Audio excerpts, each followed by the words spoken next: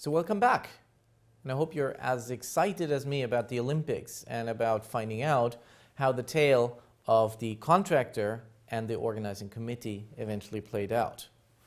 Okay, remember what happened here.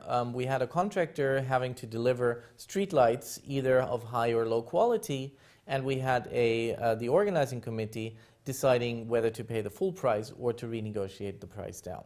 And we had this game. This game would last for 5 months. Okay, every time we had 100 street lamps. So let's see how this plays out. But to do that, we'll have to revisit a concept that we did in the last session, which is backward induction. What is backward induction? It's basically a technique that can be used to analyze repeated games with finite repetitions. It's a process of reasoning backward in time. So we first consider the last stage of a game, and we determine the best action at that time. Once we have that last action, or the last best action, we take the information and use it to determine what to do in the penultimate stage.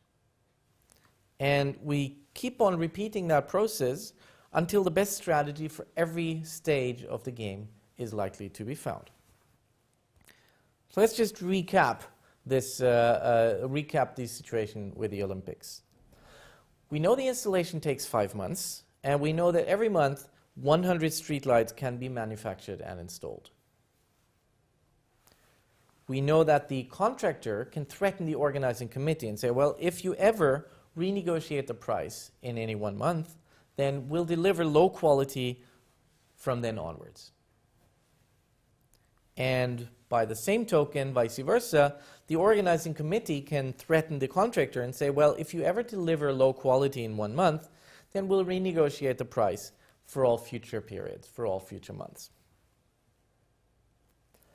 So with that information, let's take the situation and start analyzing it from the back, as we would in backward induction. Okay, so what are the payoffs in month 5? This is the last month of interaction, meaning that no threat of retaliation exists in the subsequent period.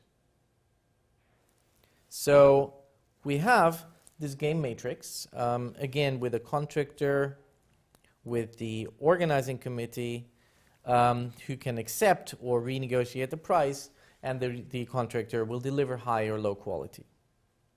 Okay, so this is going to be our game matrix, and given that you already know how to figure out the equilibria for these kinds of situations, let me take a moment and have you find out what the Nash equilibrium in this game is, and I'll see you after this. Okay, so I hope you all knew, or you all were able to show that the equilibrium of this game is that the contractor will deliver low quality and the organizing committee will renegotiate the price. Let's just repeat how we did that. If the organizing committee accepts the price, the contractor has an incentive to deliver low quality. If the organizing committee renegotiates the price, then again the contractor has an incentive to deliver low quality because 8,000 is a higher payoff than 5,000. If the contractor delivers high quality, then it's better for the organizing committee to renegotiate the price because that gives them a payoff of 25,000 rather than 15,000. And if the contractor goes for low quality, then it's better for the organizing committee to renegotiate the price. Okay? So looking at that, this shows us that the equilibrium in month 5 is going to be for the contractor to deliver low quality, for the organizing committee to renegotiate the price. The future does not matter because there is no future. This is the last month of the game. This is the last time we'll play the game. So let's see how this plays out in period 4, in month 4. We've already figured out that in month 5 there's not going to be cooperation. It breaks down for sure. Threatening to retaliate if there's no cooperation in month 4 is completely useless. So it's not credible, meaning that if we take the game in month 4, this is what we have, and we can analyze it as if it were the last period of the game. So if this is the last period of the game and we play it just a single time, we know that the outcome, again, is going to be low quality by the contractor and renegotiate price by the organizing committee. So we know what's going to happen in month 4, and we know what's going to happen in month 5. There's not going to be cooperation. So in month 3, the threat of retaliation is really not credible again. So we take that situation as if it were the last time we play the game. And again, I guess you sort of get the message. Again, the equilibrium of this game is going to be for the contractor to deliver low quality, for the organizing committee to renegotiate the price. We'll skip month 2 because by now you figured out that basically month 2 is going to look very much like month 3, 4, and 5. So let's go back to the very start of the game. Month 1, surely if reputation, if a threat ever matters, it would be in the first period we play this game. Okay? Building up a reputation is going to be most useful if you do it in period 1.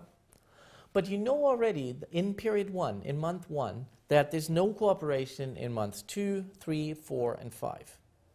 So therefore, the threat of retaliation in month 1 is not credible again. So therefore, this is how the game looks like, and this is what the outcome is going to be in month 1. So to summarize,